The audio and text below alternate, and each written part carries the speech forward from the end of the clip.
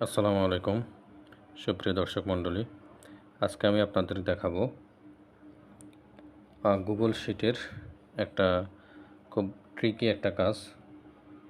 আশা করি অনেকে এটা জানেন, তো যারা জানেন না তারা দেখে নিতে পারেন। আমি কাজটা দেখাবো, সেটা হচ্ছে কিভাবে আপনি নাম্বারিং করবেন।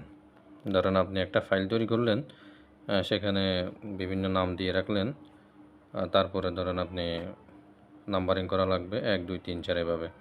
সাধারণত আমাদের ফাইলগুলোতে শুরুতে এখানে ধরেন হচ্ছে সিরিয়াল দিলাম, তারপরে এখানে ধরেন থাকে হচ্ছে না, এখানে ধরেন সাধারণত আমি আমার একটা কোম্পানির নাম লিখলাম, মেঘনা গ্রুপ অফ ইন্ডাস্ট্রিজ।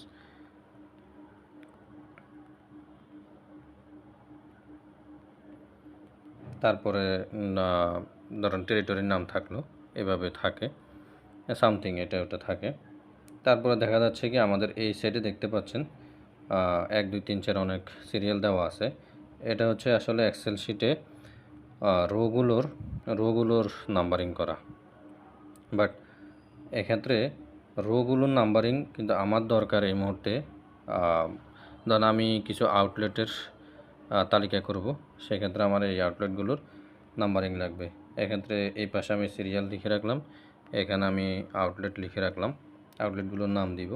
তো সিরিয়ালে 1 2 3 4 দেখেন একটা এটা হচ্ছে 1 নাম্বার আউটলেট, এটার নাম ধরেন হচ্ছে শফিক স্টোর। আর 2 নাম্বারে ধরেন এটা হচ্ছে রহিম স্টোর। তো দেখতে পাচ্ছেন এভাবে 1 2 3 এভাবে লিখতে কিন্তু অনেক টাইম লাগতেছে, 3 তারপরে 4 এভাবে অনেক টাইম লাগতেছে।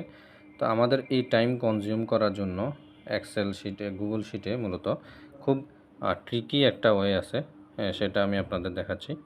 সেটা হচ্ছে এই যে আপনি এই যে 5 নাম্বার রোতে আপনি 1 লিখলেন, 6 নাম্বার রোতে গিয়ে আপনি কি করবেন, 2 নাম্বার উঠাবেন। সেজন্য আপনি কি করবেন, এখানে ইকুয়াল সাইন দিলেন।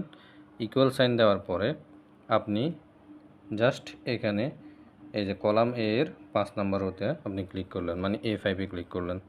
তারপরে 1 প্লাস সাইন দিলেন, প্লাস দেওয়ার পরে এখানে 1 দিলেন। 1 দেওয়ার সাথে সাথে হয়ে গেছে দেখেন 2। এবার আমি যদি এখন এখান থেকে ধরে নিচ দিকে টান দেই, এই যে 20 পর্যন্ত, 20 নাম্বার রো পর্যন্ত টান দিলাম। এখানে আমি টান দিয়ে এরপরে একটা ক্লিক করলাম, যতটুকু সিলেক্ট করছি ততটুকুর উপরে। তারপর আমি কি করব, অটোফিল দিব। দেখেন অটোফিল দেওয়ার সাথে সাথে একদম সিরিয়ালি 16 পর্যন্ত চলে আসছে। তার মানে আপনি খুব সহজে অল্প সময়ের মধ্যে